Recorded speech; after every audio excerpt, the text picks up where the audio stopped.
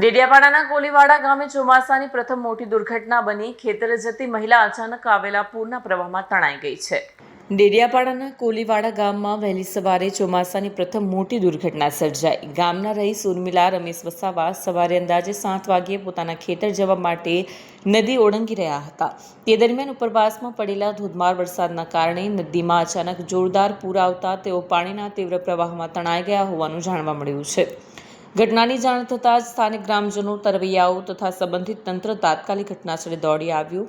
મહિલાની શોધખોળ યુદ્ધના ધોરણે હાથ ધરવામાં આવી છે, પરંતુ સમાચાર લખાય ત્યાં સુધી તેમનો કોઈ પત્તો મળ્યો નથી. આ દુર્ઘટનાએ કોલીવાડા સહિત આસપાસના વિસ્તારોમાં ચિંતા અને ગમગીનીનો માહોલ સર્જ્યો છે. સ્થાનિક લોકોએ વરસાદી ઋતુ દરમિયાન જોખમી નદી પારના વિસ્તારોમાં ચેતવણીના બોર્ડ, સુરક્ષા વ્યવસ્થા અને સતત દેખરેખ રાખવાની પણ માંગ કરી છે, જેથી આવી દુઃખદ ઘટનાઓની પુનરાવર્તન અટકાવી શકાય. વિડીયો જર્નાલિસ્ટ સર્જન વસાવા સાથે સત્યા ટીવી ન્યૂઝ, ડેડિયાપાડા.